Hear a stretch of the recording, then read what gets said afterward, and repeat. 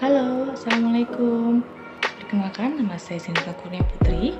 Hari ini saya akan menerangkan sedikit mengenai kenapa sih kita harus belajar pendidikan kewarganegaraan. Nah, seperti yang teman-teman sudah pernah tahu bahwa pendidikan kewarganegaraan itu sangat penting. Bahkan kita selalu mempelajarinya dari mulai kita SD, SMP, SMA, bahkan sampai di kuliah saat ini. Kenapa sih kok kita harus belajar? Terus dan terus. Padahal menurut kita banyak yang bilang pendidikan kewarganegaraan itu pelajaran yang membosankan. Namun sebenarnya dimaksudkan kenapa kita harus belajar, karena kita harus tahu apa sih negara kita, bagaimana sih Indonesia itu. Kemudian dari situ apa yang harus menjadi pedoman kita, ideologinya kita kalau kita belajar sekarang. Kemudian bagaimana aturan yang berlaku di Indonesia seperti undang-undangnya. Kemudian juga apa hak dan kewajiban kita sebagai warga negara, sehingga hal tersebut dapat menyebabkan kita bisa menjadi masyarakat atau warga negara yang baik, yaitu membentuk good citizen. Nah, selain itu, pendidikan kewarganegaraan juga sangat penting terutama bagi generasi muda, di mana tujuannya adalah agar masyarakat atau generasi muda sekarang itu lebih menumbuhkan semangat nasionalisme, patriotisme, cinta kepada tanah air, sehingga jika sesuatu terjadi atau ada ancaman dari luar, kita bisa membantu untuk mempertahankan kemerdekaan dan mempertahankan keutuhan NKRI. Selain itu juga teman-teman juga harus belajar di kewarganegaraan ini, di mana kita harus punya yang namanya ideologi. Ideologi Bank Indonesia adalah Pancasila. Core value atau nilai dasar dari pendidikan kewarganegaraan adalah sila-sila dari Pancasila itu sendiri. Di mana sila-sila Pancasila seperti yang kita tahu ada 5, yaitu ketuhanan Maha Esa, kemudian kemanusiaan dan dalam beradab, persatuan Indonesia, kerakyatan yang dipimpin oleh hikmat kebijaksanaan dalam permusyawaratan perwakilan, dan yang terakhir keadilan sosial bagi seluruh rakyat Indonesia.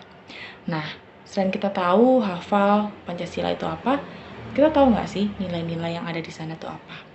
Nah, yang pertama kita bedah dari sila pertama, yaitu sila ketuhanan, di mana ada unsur ketuhanan di sana. Ketuhanan di sini menjadi dasar pedoman bagi seluruh masyarakat, bagi kita sendiri untuk melaksanakan kegiatan kita sebagai pegangan kita, sebagai nilai kita dalam menaati atau menjalankan yang ada di negara kita.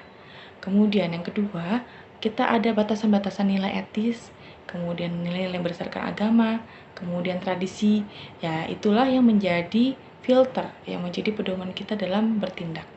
Kemudian dengan adanya sila ketuhanan tersebut, kita juga harus punya toleransi yang tinggi, di mana kita harus saling menghargai antara agama satu dengan agama lain. Kemudian adanya dialog antar agama. Dan yang terakhir, nilai agama tersebut adalah sebagai semangat untuk membangun atau semangat untuk menuju industrialisasi. Indonesia sekarang sudah melangkah ke industrialisasi 4.0, di mana nilai keagamaan menjadi etos kerja utama yang selalu harus kita pegang teguh. Oke, itu sila yang pertama. Kemudian sila yang kedua, di mana adanya kemanusiaan. Nilai dari kemanusiaan yang ada di sini adalah kita harus sadar kodrat kita sebagai makhluk Tuhan, di mana kita tidak boleh meninggalkan apa yang sudah diatur oleh Tuhan. Namun kita sebagai manusia, di mana kita punya hak-hak yang sudah diberikan oleh Tuhan, kita juga harus tahu bahwa orang lain juga punya hak yang sama, sehingga kita harus saling menghargai hak sesama manusia, yaitu menghargai hak asasi manusia. Nah, selain itu, kodrat kita sebagai manusia juga yang terutama di Indonesia itu ada beberapa watak. Yang pertama adanya kebijaksanaan, kemudian kesederhanaan, kemudian juga ada watak kesetiaan, dan kemudian watak-watak yang seperti ramah tamah, sopan santun yang kita harus pertahankan, sehingga nilai-nilai kemanusiaan tidak akan luntur dari kehidupan kita. Dan kemudian sila yang ketiga itu adalah sila persatuan. Nilai yang ada di sini adalah kesatuan dalam kebinekaan, di mana kita tahu Indonesia merupakan negara yang sangat majemuk, negara kultural, multikultural, di mana hal tersebut tidak bisa dihilangkan karena itu menjadi sumber daya potensi menjadi modal bagi bangsa Indonesia. Namun, perbedaan itu tidak harus menjadi pecah belah kita. Namun, kita harus menjaganya, menjaga persatuannya.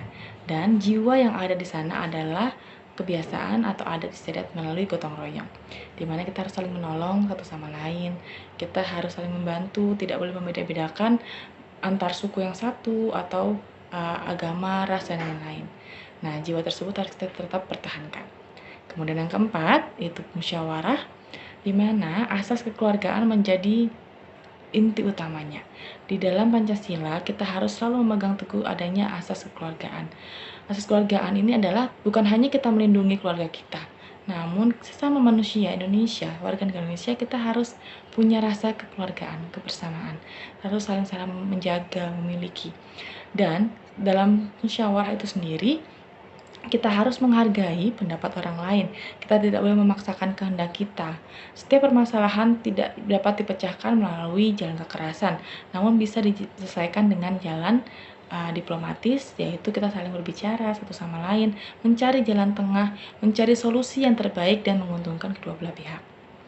Dan yang terakhir, adanya keadilan sosial, di mana keadilan ini mengangkat poin mengenai kesetaraan dalam segala aspek kehidupan, baik itu bidang politik, kemudian sosial budaya, pendidikan, kemudian dan semua aspek, bahkan dalam pertahanan keamanan, di mana kita semua harus mempunyai rasa yang sama dalam mendapatkan hak-hak kita melalui bidang sosial, untuk keamanan kita, pendidikan kita, ekonomi kita, sehingga nantinya tidak akan ada perbedaan.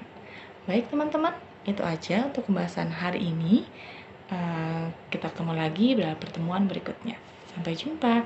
Wassalamualaikum warahmatullahi wabarakatuh.